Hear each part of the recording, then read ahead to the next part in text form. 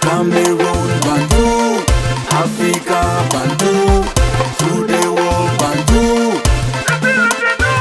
Encore et encore, Marc Brice. Salut les amis et bienvenue sur votre plateforme. Ici, c'est Bantou Media Group Sport. Vous savez, le Cameroun a joué contre le Zimbabwe hier. Les Lions Indomptables ont gagné 2-1. Pour moi, c'était un match nul parce que le dernier but invalidé du Zimbabwe, c'était un but pour moi valide parce que nous, Toulouse, n'était pas alignés. Donc, si vous regardez bien ces images-là, vous allez me donner raison. Donc, le Cameroun a gagné officiellement, c'est bien. Le Cameroun était déjà qualifié pour la CAN Maroc 2025. Mais ce n'est pas la première fois non plus, n'est-ce pas? On ne va pas commencer à applaudir comme si c'était nouveau, n'est-ce pas?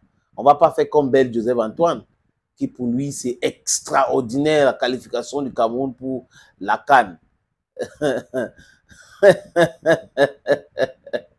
Quand vous avez les aînés, les soi-disant aînés, qui sont toujours dans ce genre de façon de penser et tout, dans cet état d'esprit, vous pouvez comprendre que les gens dorment très très mal, très très mal.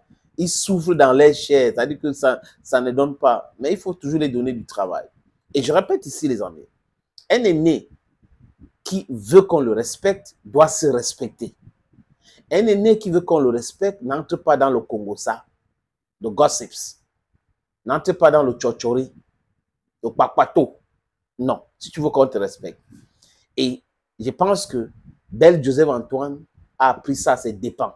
Parce que tu ne peux pas être là en train de faire tout. Après, tu viens demander qu'on te respecte. Par rapport à quoi tu nourris qui? Tu donnes la vie à qui? Personne. Si on te respecte, c'est parce que tu as fait quelque chose et tu représentes quelque chose.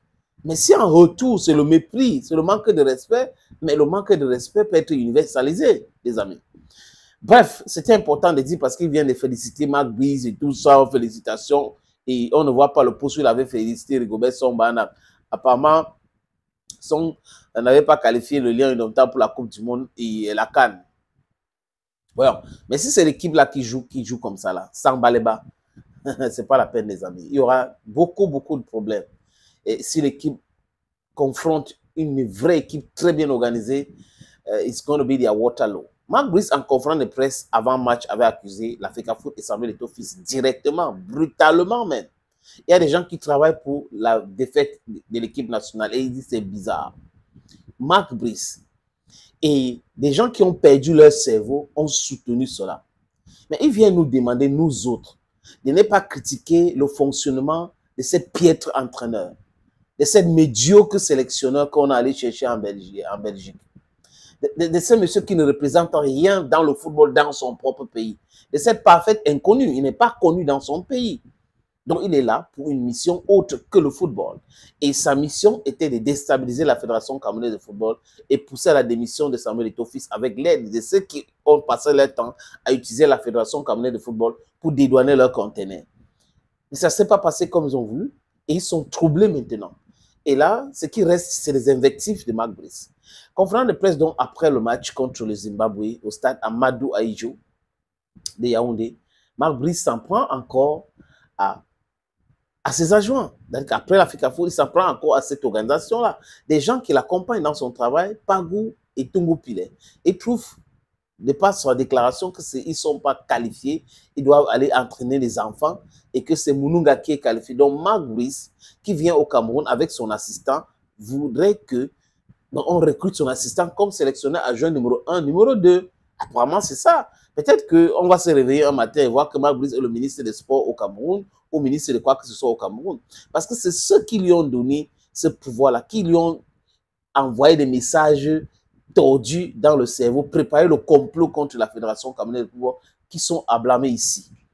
Tout ce qu'ils ont dit à Marc Brice, il est en train de se rendre compte que ce n'est pas ça. Donc, il est vexé, il envoie les pics, il insulte les gens à gauche et à droite. Marc Brice a pensé que quand il va dire qu'il va démissionner, ça devait pousser la fédération à paniquer et à remettre Mounouga sur le banc des touches. Mounouga ne représente rien dans le monde du football, d'abord. Hein? Si on compte même les gens qui ont la licence qu'il a là, hein, 2 millions de personnes, il ne représente rien. le monde de football, Mounouga ne représente rien. Même dans son propre pays, le Congo, il ne représente rien. Sinon, il ne faisait pas le boy-boy de Marc Brice là. C'est le boy-boy. Ici, Mounouga était très fort. À l'époque, quand Clouvette arrive au Cameroun, avec Sidov arrive, avec Clouvette, Sidov était sélectionneur principal, donc le sélectionneur, et comment il s'appelle, Clouvette était son adjoint officiellement nommé. Donc, si Mounouga était si fort, il devrait être le sélectionneur adjoint de Marc Brice. Mais c'est un parfait inconnu. C'est un monsieur qui il se balade là, il cherche ce qu'il va manger.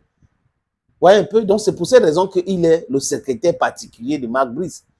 Ton assistant personnel est là, tes adjoints sont là. Tu prends ton assistant personnel, tu mets au top, tu ascenses et tu détruis, tu déconstruis, tu humilies tes adjoints. Vous trouvez que c'est normal?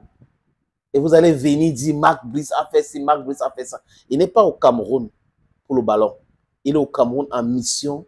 Et cette mission, c'est de déstabiliser tout ce qui concerne l'institution footballistique au Cameroun. Réussira-t-il? That is the question. Et pour être honnête, les amis, en attendant vos réponses, je ne pense pas.